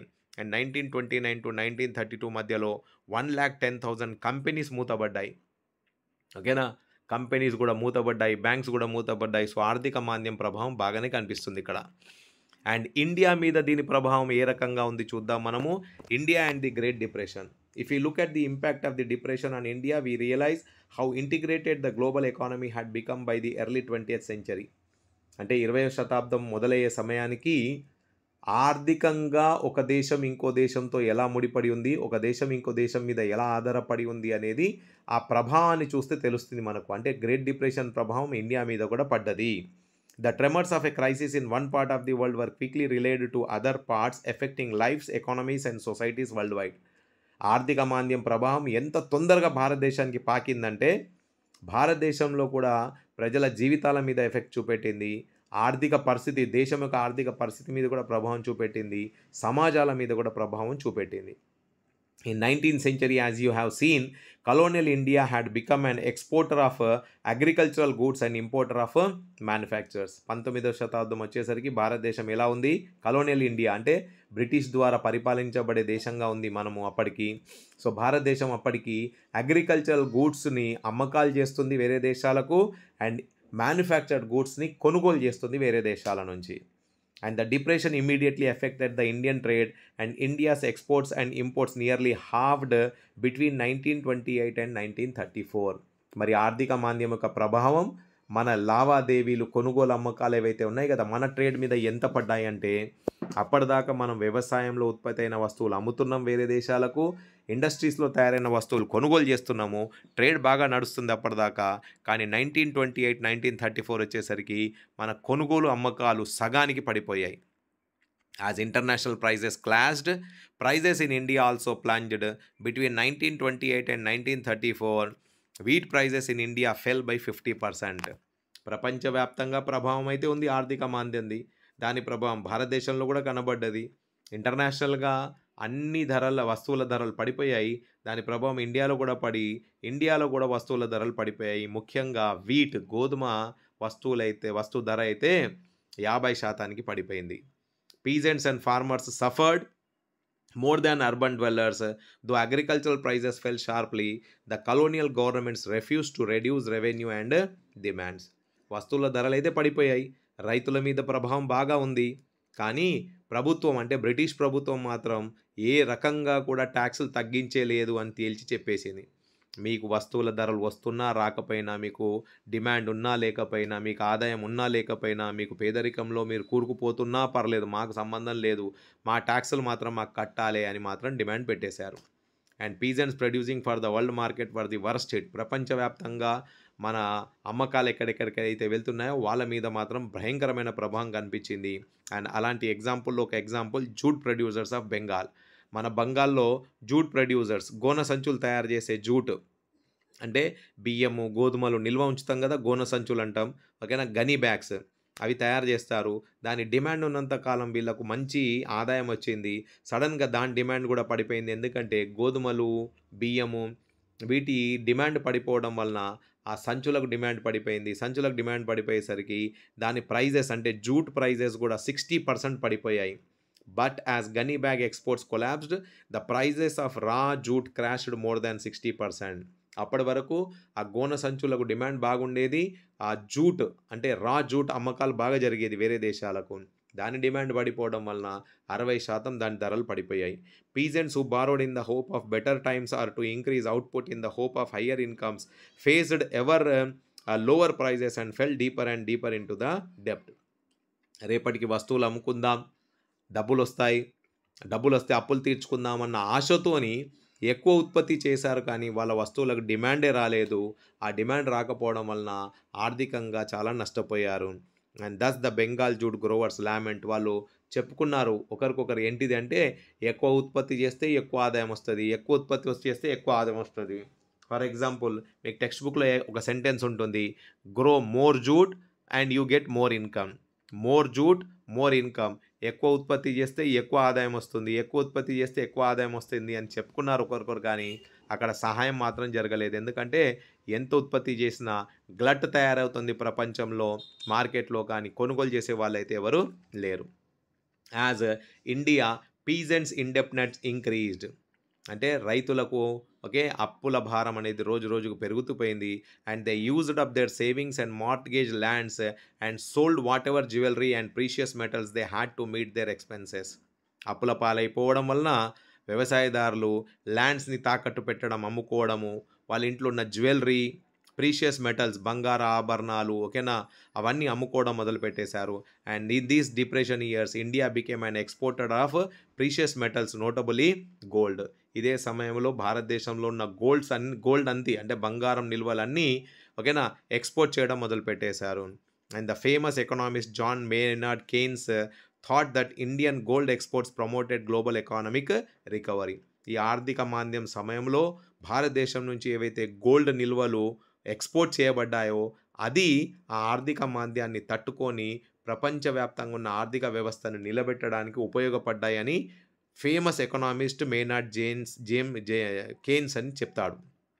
They certainly helped speed up Britons recovery but did little favour for Indian peasants. Gold నిల్వలను ఎక్స్‌పోర్ట్ చేశారు. దాని ద్వారా డబ్బులు సంపాదించారు. కానీ ఆ లాభం మాత్రం ఇంగ్లాండ్ ప్రభుత్వం, బ్రిటిష్ ప్రభుత్వం పొందింది గానీ భారతదేశంలో ఉన్న వాళ్ళకు ఏ రకమైన లాభం అందలేదు.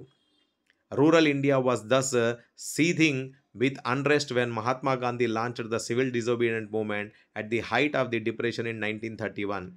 ఇదే సమయంలో ఆర్థికంగా అందరూ బాధపడుతున్నారు. ముఖ్యంగా రైతులు బాధపడుతున్న సమయంలోనే మన మహాత్మా గాంధీజీ గారు సివిల్ డిజోబీడియన్స్ మూవ్మెంట్ స్టార్ట్ చేయడం జరిగింది భారతదేశంలో. ఫ్రీడమ్ స్ట్రగుల్లో చూస్తాం మనం 1931 టైంకి. And the depression proved less grim for urban India. సిటీస్లో, టౌన్స్లో ఉంటున్న ఇండియన్స్కి మాత్రం కొంచెం తక్కువ ప్రభావం కనబడ్డది. Because of falling prices those with fixed prices say town dwelling land owners who received rents and middle class salaried employees now found themselves better off everything cost less. వ్యవసాయం చేస్తున్న వాళ్ళ మీద ప్రభావం ఎక్కువ ఉంది కానీ సిటీస్లో, టౌన్స్లో ఉద్యోగం చేస్తున్న వాళ్ళు కొద్ది మాదిరిగా బాగున్నది వాళ్ళ లైఫ్. ఇంటి రెంట్స్ వస్తున్నాయి, ఏదో బిజినెస్ చేసుకుంటున్నారు, ఇండస్ట్రియల్ గుడ్స్ తయారు చేస్తున్నారు, వాళ్ళ జీవితాలు బాగానే ఉన్నాయి, వాళ్ళకి అన్నీ తక్కువ ధరలో దొరుకుతున్నాయి. Industrial investment also grieve as the government extended tariff protection to industries under the pressure of Nationalist opinion. ఈ సమయంలో భారతదేశంలో ఇండస్ట్రీస్ని కాపాడడానికి ప్రభుత్వం ఏం చేసింది అంటే దేశం మొత్తంలో అందరికీ బాగు జరగాలనని government extended tariff protection to ఇండస్ట్రీస్లో తయారయ్యే వస్తువుల మీద కొంచెం ట్యాక్స్ని తగ్గించేసింది. ఆ ట్యాక్సులు తగ్గించడం వలన ఆర్థికంగా బలపడతారు అనే ఆలోచన వచ్చింది అక్కడ. And rebuilding a world economy. మరి ప్రపంచవ్యాప్తంగా అన్ని చోట్లలో ఇబ్బందులు చూసాం మనం. మరి ఇప్పుడు ఇబ్బందుల్లో ఉన్న ప్రపంచవ్యాప్తంగా ఉన్న ఆర్థిక వ్యవస్థను సరి చేసుకోవాలి కదా, దాన్ని నిలబెట్టాలి కదా. మరి rebuilding a world economy post war era, యుద్ధం అయిపోయింది, ఇవన్నీ జరిగిపోయాయి, ఆర్థిక మాంద్యం కూడా వచ్చిపోయింది. మరి ప్రపంచవ్యాప్తంగా ఉన్న ఆర్థిక వ్యవస్థను సరిచేసేందుకు రీబిల్డ్ చేయాలి అనే ఆలోచన వచ్చింది. And the second world war broke out a mere 2 decades after the end of the first world war. మొదటి ప్రపంచ యుద్ధం అయిపోగానే 2 decadesలోనే రెండో ప్రపంచ యుద్ధం వచ్చేసింది. It was fought between axis powers. మళ్ళీ ఈ యుద్ధం కూడా యాక్సిస్ పవర్స్కి మధ్యలో, అలైడ్ పవర్స్కి మధ్యలో, అంటే ఒక దిక్కు జర్మనీ, జపాన్, ఇటలీ, ఒక దిక్కు Britain, France and Soviet Union and USA పోరాటం చేశాయి. It was a war waged for 6 years. ఇది కూడా 6 సంవత్సరాలు నడిచిన యుద్ధం. In many places over land, on sea, in the air. ఈసారి ఈ యుద్ధం మాత్రం రణభూమిలోనే జరగలేదు. అంటే యుద్ధ భూమిలో జరగడమే కాకుండా ఇది భూమి మీద, నేల మీద, ఆకాశం మీద ప్రతి చోట యుద్ధం జరిగింది. Once again deaths and destruction was enormous. చావులు మాత్రం భయంకరంగా ఉన్నాయి. At least 60 million people or about 3% of the world's population 1939 has been went to war. అంటే 60 million జనాభా దాదాపుగా 1939లో 3% జనాభా యుద్ధంలో ఉంది. And are believe to have been killed, చనిపోయారు యుద్ధంలో, directly or indirectly as a result of the war. అంటే సైనికుల రూపంలో అండ్ సివిలియన్స్ రూపంలో, స్థానికుల రూపంలో జనాలు బాంబుల దాడికో యుద్ధం కారణంగానో చనిపోయారు. మిలియన్స్ వర్ ఇంజూర్డ్ కూడా, గాయపడ్డారు కూడా. Unlike in the earlier wars most of these deaths took place out side the battle field. ఒకప్పుడు రణరంగంలోనే చావులు చూసేవాళ్ళు, కానీ ఈ యుద్ధంలో మాత్రం సిటిజన్స్ మీద కూడా బాంబుల దాడి జరిగింది. అండ్ ఎక్కువ చావులు కూడా రణరంగంలో కాకుండా సమాజంలో జీవిస్తున్న, అంటే ఎక్కడెక్కడైతే ప్రజలు జీవిస్తున్నారో అక్కడ ఆ ప్రాంతాల మీద కూడా బాంబుల దాడి జరగడం వలన అక్కడ కూడా చావులు చూశారు ఇక్కడ. Many more civilians than soldiers died from war related causes. యుద్ధం జరిగింది, యుద్ధం కారణంగా చనిపోయారు, యుద్ధం తర్వాత పడే ప్రభావం కారణంగా కూడా చనిపోయారు. ఫర్ ఎగ్జాంపుల్ సెకండ్ వరల్డ్ వార్లో ఆటమ్ బాంబ్ పడుతుంది కదా హిరోషిమా నాగసాకి జపాన్ మీద, దాని రేడియేషన్స్ కారణంగా కూడా చాలా రోజుల వరకు చాలామంది చనిపోయారు. Vast parts of Europe and Asia were devastated, and several cities were destroyed by aerial bombardment or relentless artillery attack. యూరపే కాకుండా ఏషియాలో ఉన్న దేశాల మీద కూడా బాంబుల దాడి, ఓకేనా, ఫిరంగుల దాడి జరగడం వలన చాలా నష్టం అనేది చూశారు. The war caused an immense amount of economic devastation and social disruption, and reconstruction promised to be long and difficult. యుద్ధం కారణంగా ఆర్థిక నష్టం అయితే జరిగింది, ప్రాణ నష్టం జరిగింది, సమాజం కూడా ప్రభావితమైంది. అండ్ దీన్ని మళ్ళీ తిరిగి పుంజుకునేటట్టు చేయడం చాలా ఇబ్బందికరంగా మారిపోయింది. And 2 crucial influences shaped post war reconstruction. 2 పరిస్థితులు నెలకొన్నాయి ఇక్కడ. అవి ప్రపంచాన్ని మళ్ళీ తిరిగి ఒక దారిలో పెట్టేందుకు నిర్ణయాలు తీసుకునేటట్టు చేసింది. దాంట్లో ఫస్ట్ పరిస్థితి ఏంటిది అంటే, the first was the US emergence as the dominant economic, political and military power in the western world. Western side of the వరల్డ్లో యుఎస్ఏ ఈ సమయం వచ్చేసరికి ఆర్థికంగా బలపడ్డది, రాజకీయంగా బలపడ్డది, మిలిటరీ పరంగా అది బలపడ్డది. And the second was the domination of the Soviet Union. రెండో పరిస్థితి మనం చూస్తే ఏంటిది అంటే సోవియట్ యూనియన్. ఇప్పుడు మనం రష్యా అంటాం కదా, అప్పట్లో అది సోవియట్ యూనియన్. అది ఈస్టర్న్ సైడ్లో తన డామినేషన్ని చాటుకుంది. And it had made huge sacrifices to defeat Nazi Germany and transformed itself from backward agricultural country into a world's power during the very years when the capitalist world was trapped in the Great Depression. రెండో ప్రపంచ యుద్ధం జరుగుతున్నప్పుడు Russia అంటే Soviet union జర్మనీని ఓడించడానికి చాలా నష్టపోయింది. అంటే చాలా సైనికులను చంపుకోవాల్సి వచ్చింది, చాలామంది సైనికులు బలిపోయారు ఇక్కడ. ఓకే, అండ్ దాంతోపాటు యుఎస్ఎస్ఆర్ అంటే సోవియట్ రష్యా అంటే సోవియట్ యూనియన్ అంటాం మనము. అది అప్పటికి ఒక బ్యాక్వర్డ్ అగ్రికల్చరల్ ఎకానమీగా ఉండేది. కానీ యుద్ధం జరిగి, మొదటి ప్రపంచ యుద్ధం జరిగి, ఆర్థిక మాంద్యం వచ్చి, రెండో ప్రపంచ యుద్ధం జరిగి అది అయిపోయే సమయానికి సోవియట్ యూనియన్ ఏమైపోయింది అంటే గ్రేట్ వరల్డ్ పవర్గా మారిపోయింది. ఇది కూడా యుఎస్తో పాటు పోటీగా. And post war settlements and the Bretton Woods institutions, economists and politicians drew 2 key lessons from the interwar economic experiences. So ఇదంతా చూశారు. ప్రపంచవ్యాప్తంగా ఆర్థికవేత్తలు కూర్చొని రాజకీయవేత్తలు కూర్చొని ఒక నిర్ణయానికి వచ్చారు. ఏం చేద్దాం, ఆర్థికంగా, సామాజికంగా, ఓకేనా, అన్ని దేశాల యొక్క ఆర్థిక వ్యవస్థను సరిదిద్దడానికి ఏదో ఒక నిర్ణయం తీసుకోక తప్పదు అని వీళ్ళు Bretton Woods post war settlement చేశారు. ఇక్కడ ఈ మీటింగ్ జరిగింది బ్రెటన్ వుడ్స్లో.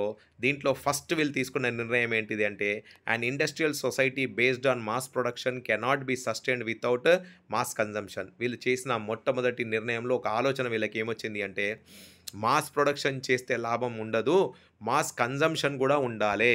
అంటే మనం వస్తువులు తయారు చేస్తేనే ఆర్థిక మాంద్యం వచ్చింది అక్కడ చూసాం, కానీ కొనుగోలు చేసేవాడు ఉంటేనే లాభం, కొనుగోలు చేసేవాడు లేకపోతే లాభం ఉండదు అనేది ఒక పాయింట్ నిర్ణయించారు. But to ensure mass production there was a need for high and stable incomes, and incomes could not be stable if employment was unstable. మరి అమ్మకాలు చేసేవాళ్ళు ఉన్నారు, కొనుగోలు చేసేవాళ్ళు రావాలి కాబట్టి, కొనుగోలు చేసే వాళ్ళకు ఆదాయం కావాలి కాబట్టి, మరి ఆదాయం పెరగాలంటే వాళ్ళకు అన్ఎంప్లాయ్మెంట్ ఉంటే రాదు కదా. మరి వాళ్ళకు ఖచ్చితంగా ఒక స్టేబుల్ ఎంప్లాయ్మెంట్ ఉండాలి. And thus incomes also required steady full employment. అంటే ఉద్యోగ అవకాశాలు రావాలి, ఉద్యోగాలు ఖచ్చితంగా ఉండాలి. But markets alone could not guarantee for employment కదా. మరి మార్కెట్సే ఎంప్లాయ్మెంట్ గ్యారంటీ ఇవ్వలేదు. మరి ఏం చేయాలి? Therefore governments would have to step in to minimize fluctuations of prices, output and employment. ప్రభుత్వాలు ముందడుగేసి ఏ దేశ ప్రభుత్వం వాళ్ళు నిర్ణయాలు తీసుకోవాలి. ఇప్పుడు ఏం చేయాలి? ప్రైజెస్లో ఫ్లక్చువేషన్స్ కింద మీద జరిగినప్పుడు వాళ్ళే ఆదుకోవాలి, అవుట్పుట్ అండ్ ఎంప్లాయ్మెంట్ని కూడా వాళ్ళే జనరేట్ చేయాలి అని నిర్ణయం తీసుకోవడం జరిగింది. అండ్ దీంతోపాటు ఎకనామిక్ స్టెబిలిటీ అంటే ఆర్థిక స్థిరత్వం, ఆర్థికంగా ఒక కంట్రీ స్థిరంగా ఉండాలి అంటే could be ensured only through the intervention of the government. ప్రభుత్వాలు ఓకేనా, వాళ్ళు కూడా దీంట్లోకి పార్టిసిపేట్ చేయాలి. ఈ విషయాలలో వాళ్ళు కూడా తలదూరుస్తేనే అంటే వాళ్ళు కూడా ఇంటర్ఫియర్ అయితేనే ఎకనామిక్ స్టెబిలిటీ వస్తుంది అని ఫస్ట్ పార్ట్లో డిసైడ్ చేశారు. And the second lesson what they learned is related to the countries economic links with the out side world. ఒక దేశం ఇంకో దేశంతో కూడా అన్ని రంగాల్లో ముడిపడి ఉండాలి, ఆధారపడి ఉండాలి, సంబంధాలు పెట్టుకోవాలి అనే నిర్ణయం తీసుకున్నారు. And the goal of full employment could only be achieved if governments had power to control flows of the goods, capital and labor. మరి ఇది ఎప్పుడు సాధ్యమవుతుంది అంటే ఎంప్లాయ్మెంట్ ఒకటే వస్తే సరిపోదు, గవర్నమెంట్స్ కూడా దీంట్లో పార్టిసిపేట్ చేసి వాళ్ళు ఏం చేయాలి, ఫ్లో ఆఫ్ గూడ్స్ వస్తువుల కొనుగోలు అమ్మకాలు, క్యాపిటల్ అంటే ఇన్వెస్ట్మెంట్ డబ్బు పరంగా ఓకేనా ఆర్థిక పరంగా హెల్ప్ చేయాలి, అండ్ లేబర్ని ఆదుకోవాలి అని నిర్ణయం తీసుకోవడం జరిగింది ఇక్కడ. And thus in brief, the main aim of the post-war international economic system was to preserve economic stability and full employment in the industrial world. So ముఖ్యంగా ఇక్కడ తీసుకున్న నిర్ణయం ఏంటిది అంటే పోస్ట్ వార్ ఇంటర్నేషనల్ అంటే యుద్ధం అయిపోయినాక తీసుకున్న నిర్ణయంలో ఆర్థిక వ్యవస్థను సరిచేయడానికి, ఆర్థిక పరంగా స్థిరంగా ఉండాలి అంటే ఫుల్ ఎంప్లాయ్మెంట్ కావాలి అండ్ ఇండస్ట్రియల్ వరల్డ్ అనేది డెవలప్ కావాలి అని నిర్ణయం తీసుకున్నారు. And in it's framework was agreed అంటే వీళ్ళు తీసుకున్న నిర్ణయం ఎక్కడ జరిగింది, ఒక మీటింగ్లో జరిగింది. అది బ్రెటన్ వుడ్స్ అనే ప్లేస్లో, అది న్యూ హ్యాంప్షైర్ ఇన్ యూఎస్ఏలో ఉంటుంది. 1944 జూలైలో తీసుకున్నారు దీన్ని. ఏం చేశారు ఇక్కడ, ఒక ఫ్రేమ్వర్క్ తయారు చేశారు.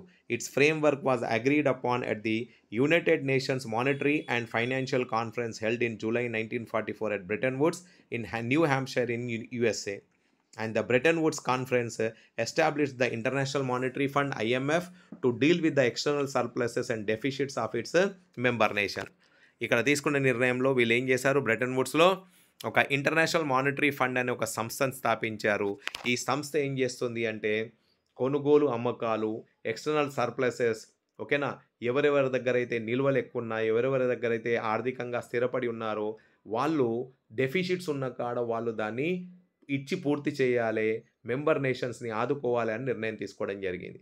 అండ్ ఇంకోటి సంస్థ కూడా స్థాపించారు, దాని పేరు వచ్చేసి international bank for reconstruction and development, IBRD అంటాం మనం దీన్ని, పాపులర్గా దీన్ని వరల్డ్ బ్యాంక్ అని కూడా అంటాం. ఇదెందుకు ఎస్టాబ్లిష్ చేశారు అంటే it was setup to finance post war reconstruction. యుద్ధాలు అయిపోయాక ఏ ఏ దేశాలైతే తిరిగి మళ్ళా వాళ్ళ యొక్క ఆర్థిక వ్యవస్థను సరిచేసుకునే పనిలో ఉన్నారో వాళ్లకు ఆర్థికంగా సహాయపడాలి. And the IMF and the World Bank are referred to as Bretton Woods institutions or sometimes the Bretton Wood twins అని కూడా అంటాం. అంటే ఈ వరల్డ్ బ్యాంక్ని, ఐఎంఎఫ్ని బ్రెటన్ వుడ్ ఇన్స్టిట్యూషన్స్ అని అంటాము, లేకుంటే కవల పిల్లలు అంటాం. బ్రెటన్ వుడ్స్లో తీసుకున్న నిర్ణయం కారణంగా పుట్టిన కవల పిల్లలని కూడా అంటాం దీంట్లో. Okay, the post war international economic system is also often described as the Bretton Woods system. అంటే యుద్ధం అయిపోయాక తీసుకున్న నిర్ణయం ఏదైతే ఉందో దాన్ని ఇంకో పేరుతో కూడా పిలుస్తారు. Post war international economic system అని కాకుండా బ్రెటన్ వుడ్స్ సిస్టమ్ అని కూడా దీన్ని అనుకుంటాం మనం. And the IMF and the World Bank ఏ పనిలో పడ్డాయి చూద్దాం మరి. The IMF and the World Bank commenced financial operations in 1947. యుద్ధం అయిపోయింది 1945లో, ఇది స్థాపించారు 1944లో. 1947 వచ్చే సమయానికి వీళ్ళు తమ పనిని తమ కార్యకలాపాలను మొదలుపెట్టారు. Decision making in these institutions is controlled by the western industrial powers only. ఇవి అన్ని దేశాలకు ఆర్థికంగా సహాయం చేయం అన్నది, కానీ దీంట్లో డామినేషన్ మాత్రం ఎవరిది ఉంది, వెస్టర్న్ ఇండస్ట్రియల్ పవర్స్దే ఉంది. మరి పైచే వీళ్ళదే. The US has an effective right of veto over the key IMF and World Bank decisions. International monetary ఫండ్లో, వరల్డ్ బ్యాంక్లో డెసిషన్స్ తీసుకోవడంలో పై చేయి మాత్రం ఎవరిది ఇక్కడ, యుఎస్ఏదే ఉంది. The international monetary system is the system linking national currencies and monetary system. International monetary system ఎలా ఉంది అంటే వీళ్ళు తమ సిస్టమ్ని, మానిటరీ సిస్టమ్ని నేషనల్ కరెన్సీస్ అండ్ మానిటరీ సిస్టమ్తో లింకప్ చేశారు. ఒక దేశం యొక్క కరెన్సీ సిస్టమ్, ఒక దేశం యొక్క మానిటరీ సిస్టమ్తో వీళ్ళు international monetary fund and World bank monetary fund యొక్క సిస్టమ్స్తో లింకప్ చేశారు. The Bretton Woods system was based on fixed exchange raises. వీళ్ళు ఏం చేశారు, మెంబర్ దేశాలను ఫిక్స్డ్ ఎక్స్చేంజ్ రేట్స్గా పెట్టేశారు.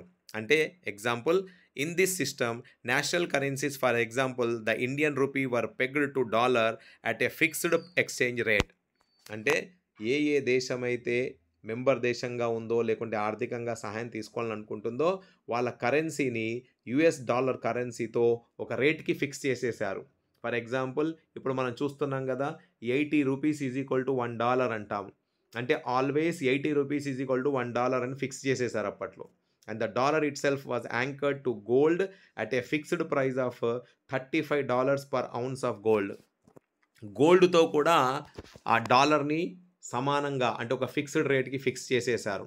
అంటే $35కి 1 ఔన్స్ ఆఫ్ గోల్డ్ వస్తుంది అని ఫిక్స్ చేసేసారు అప్పట్లో, ఫిక్స్ చేసి పడేశారు. And the early post war years, అంటే ఈ సిస్టమ్ మొదలు కాగానే స్టార్టింగ్లో ఎలా ఉంది పరిస్థితులు చూద్దాం. The Bretton Woods system is inaugurated an era of unprecedented growth of trade and incomes for the western industrial nations and Japan. ఇది తన కార్యకలాపాన్ని మొదలుపెట్టంగానే మొదటి భాగంలోనే అంటే మొదటి సంవత్సరాల్లోనే మంచి గ్రోత్ను చూపెట్టగలిగింది. ఆర్థికంగా వెస్టర్న్ కంట్రీస్ని బాగా ఆదుకుంది. వెస్టర్న్ ఇండస్ట్రీస్ బాగా డెవలప్ అయ్యాయి. దాంతోపాటు జపాన్ కూడా డెవలప్ అయింది. World trade grew annually at over 8% between 1950 and 1970 and incomes at nearly 5%. ఇలా ఇవి రెండు ఆర్గనైజేషన్స్ బాగా పనిచేశాయి, బాగా కార్యకలాపాలు చేపట్టాయి. దాని కారణంగా యాన్యువల్లీ వరల్డ్ ట్రేడ్ 8% పెరిగింది అండ్ ఆదాయాలు కూడా 5% పెరిగిపోయాయి. And the growth was also mostly stable without large fluctuations. ఎలాంటి అంతరాయాలు లేకుండా, ఎలాంటి అంటే ఏమంటాము పైకి కిందికి రాకుండా, ఫ్లక్చువేషన్స్ లేకుండా స్టేబుల్గా నడిచింది ఆర్థిక వ్యవస్థ. For much of this period the unemployment rate for example average less than 5% in most industrial countries. Western European countries, western side కంట్రీస్లో అన్ఎంప్లాయ్మెంట్ పరిస్థితులు కూడా మెరుగుపడ్డాయి. అంటే అన్ఎంప్లాయ్మెంట్ తగ్గిపోయింది. 5% అన్ఎంప్లాయ్మెంటే కనిపించింది. ప్రతి 100 మందిలో 5గురికి అన్ఎంప్లాయ్మెంట్ లాగా. And these decades also saw the worldwide spread of technology and enterprise. Developing countries were in a hurry to catch up with the advanced industrial countries. ఇదే సమయంలో డబ్బులు బాగా వస్తున్నాయి, ఆర్థిక సహాయం అందుతుంది. ఇండస్ట్రియల్లీ, టెక్నికల్లీ కూడా చాలా దేశాలు బాగా డెవలప్ అయిపోయాయి. అండ్ ఈ డెవలప్మెంట్ని చూసి అప్పట్లోనే కొత్తగా స్వతంత్రం సంపాదించుకున్న దేశాలు అంటే భారతదేశం లాంటి దేశాలు, ఆఫ్రికా ఖండంలోని లాంటి దేశాలు వీళ్ళతో పోటీ పడడానికి వీళ్ళు కూడా మేము కూడా మీతో డెవలప్ అవుతాం అని పోటీ పడడం మొదలుపెట్టేశారు. Therefore they invested vast amounts of capital importing industrial plant and equipment featuring modern technology. మా దేశాలు కూడా మోడర్న్ టెక్నాలజీతో డెవలప్ కావాలి అని ఏం చేశారు, లార్జ్ అమౌంట్స్ ఆఫ్ క్యాపిటల్ వీళ్ళ దగ్గర నుంచి తీసుకునే ప్రయత్నం చేశారు. ఓకే, కానీ ఒక విషయం మాత్రం గుర్తుపెట్టుకోండి, ఇక్కడ ఐఎంఎఫ్ కానీ లేదా వరల్డ్ బ్యాంక్ కానీ దీంట్లో పెత్తనం ఎవరిది చెల్లుతుంది, వెస్టర్న్ కంట్రీస్దే చెల్లుతుంది. సో ఆ పెత్తనాన్ని వీళ్ళు ఎలా వాడుకున్నారనేది ఇప్పుడు మనం నెక్స్ట్ పార్ట్లో చూద్దాం. డీకలోనైజేషన్ అండ్ ఇండిపెండెన్స్. రెండో ప్రపంచ యుద్ధం అయిపోయింది. అయిపోయే సమయానికి చాలా దేశాలకు స్వతంత్రం వచ్చింది. ఆ పరిస్థితి చూద్దాం. When the second world war ended a large parts of the world were still under the European colonial rule. And over the next 2 decades, most colonies in Asia and Africa emerged as free independent nations. అంటే రెండో ప్రపంచ యుద్ధం జరిగే సమయానికి సగభాగం ప్రపంచం మొత్తం colonial కంట్రీస్గానే ఉంది. కానీ ప్రపంచ యుద్ధం అయిపోయే సమయానికి సడన్గా ఏషియన్ అండ్ ఆఫ్రికన్ కంట్రీస్లో చాలా దేశాలకు స్వతంత్రం వచ్చేసింది. And they were however overburdened by poverty and a lack of resources and their economies and societies were handicapped by long periods of colonial rule. కొత్తగా స్వతంత్రం సంపాదించిన దేశాలు పేద దేశాలుగానే ఉన్నాయి. ఎందుకంటే కనీసం 200 సంవత్సరాలు కలోనియల్ కంట్రోల్లో ఉండి మొత్తం వీళ్ళు దోపిడీ చేశారు. సమాజాలు పేదరికంతో బాధపడుతున్నాయి, రిసోర్సెస్ లేవు. సో ఈ సమయంలో the IMF and World Bank were designed to meet the financial needs of the industrial countries and they were not equipped to cope with the challenges of poverty and lack of development in the former colonies. వాస్తవానికి Europe, western కంట్రీస్ని ఆదుకోవడానికి IMF and world బ్యాంక్ని స్థాపించారు. కానీ ఈ సంస్థలు మాత్రం ఈ కొత్తగా కాలనియల్ కంట్రీస్ ఏవైతే స్వతంత్రం సంపాదించుకున్నాయో వీళ్ళని సహాయం చేసే పరంగానైతే లేవు. But as Europe and Japan rapidly rebuild their economies, they grew less dependent on IMF and World Bank. And thus from the late 1950s, the Bretton Woods institutions began to shift their attention more towards developing countries. 1950 వచ్చే సమయానికి Europe దేశాలు చాలా develop అయిపోయాయి, అప్పటికే ఆర్థికంగా బలపడ్డాయి. Japan లాంటి దేశాలు కూడా ఆర్థికంగా బలపడ్డాయి. అయితే వీళ్ళు ఇప్పుడు 1950s వచ్చేసరికి ఐఎంఎఫ్ మీద, వరల్డ్ బ్యాంక్ మీద తక్కువ ఆధారపడడం మొదలుపెట్టారు. వాళ్ళ మీద అసలు ఆధారపడడమే లేదన్నట్టు. మరి ఐఎంఎఫ్ అండ్ వరల్డ్ బ్యాంక్ ఏం చేయాలి, ఇప్పుడు వీళ్ళ కార్యకలాపాలు అయితే నడవాలి కదా. కాబట్టి వీళ్ళు ఇప్పుడు ఏం చేశారు, they started to shift their concentration on developing countries. అంటే ఇండియా లాంటి కంట్రీస్, ఆఫ్రికాలో లాంటి కంట్రీస్ మీద వీళ్ళ కనుబడ్డది. అండ్ వీళ్ళకు సహాయం చేయడానికి ఇష్టపడుతున్నారు ఇప్పుడు. As colonies, many of the less developed regions of the world had been part of the Western empires. Colonial countries మీద వీళ్ళు కనిపెట్టారు కదా మేము సహాయం చేస్తామని. కానీ ఒకటి మాత్రం గుర్తుపెట్టుకోవాలి, కొలోనియల్ కంట్రీస్ అన్నీ వెస్టర్న్ కంట్రీస్ ద్వారా పరిపాలించబడ్డాయి. Okay, now ironically as newly independent countries facing urgent pressure to lift their population out of poverty, they came under the guidance of international agencies dominated by the former colonial power. మరి ఈ దేశాలు అప్పుడప్పుడే పుట్టాయి కదా, భారతదేశం లాంటి దేశం, చాలా దేశాలు ఉన్నాయి. ఆ దేశాలు అప్పుడప్పుడే పుట్టి పేదరికాన్ని తట్టుకోలేని పరిస్థితిలో ఉండి ఆర్థికంగా స్థిరపడాలన్న ఆశతోని వీళ్ళు ఎప్పుడైతే ఐఎంఎఫ్ అండ్ వరల్డ్ బ్యాంక్ దిక్కుకి వీళ్ళు ఆశతో చూడడం మొదలుపెట్టారో, వాళ్ళ సహాయం కోరుకోవడం మొదలుపెట్టారో, వీళ్ళకు సహాయం ఇచ్చే వంకతో ఈ కలోనియల్ పవర్స్ ఏం చేశాయంటే వీళ్ళ దగ్గర ఉన్న వనరులను దోచుకోవడం మొదలుపెట్టారు. చూద్దాం ఇక్కడ. Even after many years of decolonisation, the former colonial powers still controlled vital resources such as minerals and land in many parts of the farmer colonies. ఇంగ్లాండే తీసుకుందాం మనం ఫర్ ఎగ్జాంపుల్. భారతదేశానికి స్వతంత్రం ఇచ్చి వెళ్ళిపోయింది, కానీ చాలా సంవత్సరాల వరకు వాళ్ళ యొక్క ధనవంతులు, వాళ్ళ యొక్క ల్యాండ్ లార్డ్స్ మన దగ్గర ఉన్న మినరల్ రిసోర్సెస్ మీద, ఫారెస్ట్ రిసోర్సెస్ మీద, ల్యాండ్ రిసోర్సెస్ మీద వాళ్ళ కంట్రోల్నే ఉంచుకున్నారు వాళ్ళు. సో వాళ్ళు ఆర్థికంగా సహాయం చేయాలన్నా మీరు ఫలానా తాకట్టు పెడితేనే, ఫలానా కండిషన్స్ ఒప్పుకుంటేనే, మేము చెప్పిన టర్మ్స్ అండ్ కండిషన్స్ ప్రకారంగా ఒప్పుకుంటేనే మీకు లోన్స్ ఇస్తాము. ఆ లోన్ కావాలంటే మీ వనరులన్నింటినీ మాకు తాకట్టు పెట్టాలి, మీ రిసోర్సెస్, మినరల్ రిసోర్సెస్, వాటర్ రిసోర్సెస్ని మా దగ్గర తాకట్టు పెట్టాలనే కండిషన్స్ పెట్టారు. Large corporations of other powerful countries, for example the USA, also often manage to secure rights to exploit developing countries' natural resources very cheaply. ఎలాగూ యుఎస్ఏ కంట్రోల్ ఉంది, England control ఉంది, France, Germany control ఉంది IMF and World bank మీద. అయితే IMF, world bank వీళ్ళకు సహాయం చేయాలంటే ఈ కంట్రీస్ ఏం చేశాయి, మీకు సహాయం కావాలంటే మేము చెప్పిన ప్రకారంగా మీ రిసోర్సెస్ మీద మాకు కంట్రోల్ ఇవ్వాలి, మీ రిసోర్సెస్ని మా దగ్గర తాకట్టు పెట్టాలని వీళ్ళ రిసోర్సెస్ మీద పెత్తనాన్ని సాధించేశాయి. And at the same time most developing countries did not benefit from the fast growth the western economies experienced in the 1950s and 1960s. ఈ సమయంలో వెస్టర్న్ సైడ్ ఎంత తొందరగా డెవలప్ అయిందో అంత తొందరగా ఈ డెవలపింగ్ కంట్రీస్ ఏవైతే ఉన్నాయో డెవలప్ కాలేకపోయాయి. ఎందుకంటే వీళ్ళ రిసోర్సెస్ని వెస్టర్న్ కంట్రీస్ కంట్రోల్ చేస్తున్నాయి అప్పటికే. మరి ఇలా డెవలప్ కాలేక, రిసోర్సెస్ని తాకట్టు పెట్టలేక ఈ కంట్రీస్ అన్నీ ఒక నిర్ణయం తీసుకుంటాయి. చూద్దాం అది. Therefore these countries organize themselves as a group called as the group of 77. దాన్నే మనం G77 అంటాం. ఈ దేశాలన్నీ వద్దురబై మాకు మీ దగ్గర మేము తాకట్టు పెడితే మేము మళ్ళీ పేదరికంలోకే ఉంటాము అని నిర్ణయం తీసుకొని ఏం చేశాయి, ఈ దేశాలన్నీ ఒకటి అయిపోయి G7 గ్రూప్గా ఫామ్ అయిపోయాయి. ఈ G7 గ్రూప్ని మనం G77 గ్రూప్గా ఫామ్ అయిపోయాయి. అండ్ వీళ్ళు ఏం చేశారు, to demand a new international economic order.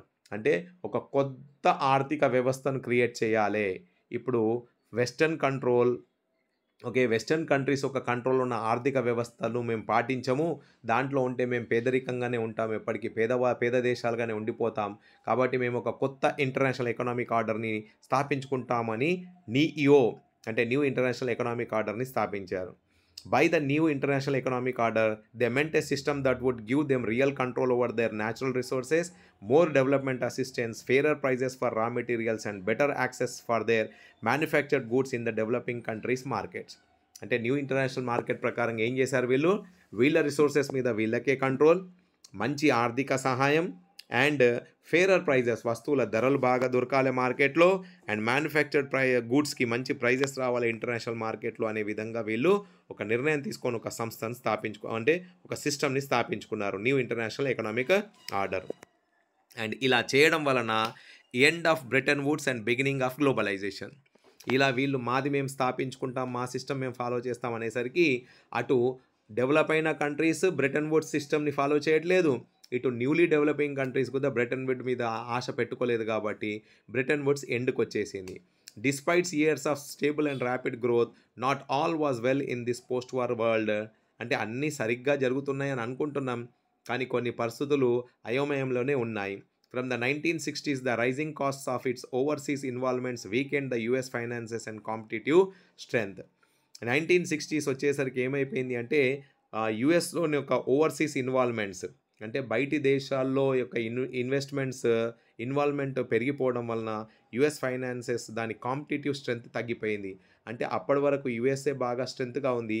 ఇప్పుడు ఇండియా డెవలప్ అవ్వడం, జపాన్ డెవలప్ అవ్వడం, చైనా డెవలప్ అవ్వడం, ఇక్కడ వీళ్ళు ఆర్థికంగా బలపడడం అనేది యుఎస్ మీద ప్రభావం చూపెట్టింది. US dollar now no longer commanded confidence as the world's principal currency. అంటే ప్రపంచంలోనే పేరు పొందిన కరెన్సీగా అప్పటి వరకు అది స్థిరపడి ఉంది. అంటే ఫిక్స్డ్ ప్రైస్గా ఉంది. అయితే ఫిక్స్డ్ ప్రైస్ దాని ప్రభావం చూపెట్టి దాని డాలర్ వాల్యూ తగ్గిపోయే దిశకు వెళ్తున్న సమయంలో వీళ్ళు ఏం చేశారు, నో ఈ ఫిక్స్ ప్రైస్ కరెన్సీని అంటే ఫిక్స్ రేట్ కరెన్సీ ప్రైస్ని రద్దు చేయాలని కోరుకున్నారు. It could not maintain it's value in relation to gold. Gold ధరలు పెరిగిపోతున్నాయి కానీ దీని వాల్యూ మాత్రం అంతే ఉంది. సో అలా వద్దు అని కోరుకున్నారు. This eventually led to the collapse of the system of fixed exchange rates and the introduction of a system of floating exchange rates. అంటే ఫిక్స్డ్ రేట్లో పెట్టేసరికి డాలర్ విలువ పడిపోతుంది, గోల్డ్ రేట్ పెరిగిపోతుంది. ఓకేనా?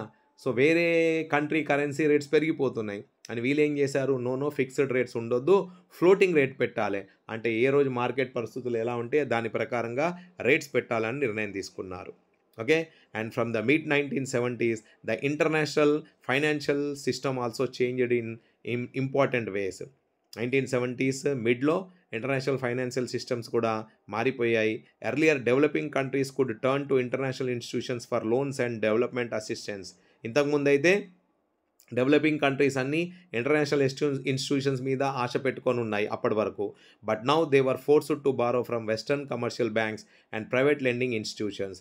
ఇప్పుడు ఏమైపోయింది, వెస్టర్న్ కంట్రీస్ బ్యాంక్స్ నుంచి లోన్స్ తీసుకోవడము అండ్ ప్రైవేట్ లెండింగ్ ఇన్స్టిట్యూషన్స్ నుంచి లోన్ తీసుకోవడం అనేది స్టార్ట్ అయిపోయింది.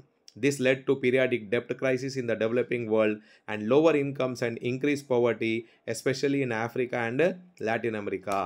ఇదే సమయంలో అన్నీ బాగు జరుగుతున్నాయి, మంచి జరుగుతున్నాయి, సరి జరుగుతుంది అనుకున్నారు కానీ వెస్టర్న్ కమర్షియల్ బ్యాంక్స్ దగ్గర, ప్రైవేట్ లెండింగ్ ఇన్స్టిట్యూషన్స్ దగ్గర లోన్స్ తీసుకోవడం వలన ఆర్థికంగా మళ్ళా ఈ దేశాలు పేదరికంలోకి నెట్టేయబడ్డాయి, ముఖ్యంగా న్యూలీ ఇండిపెండెంట్ కంట్రీస్.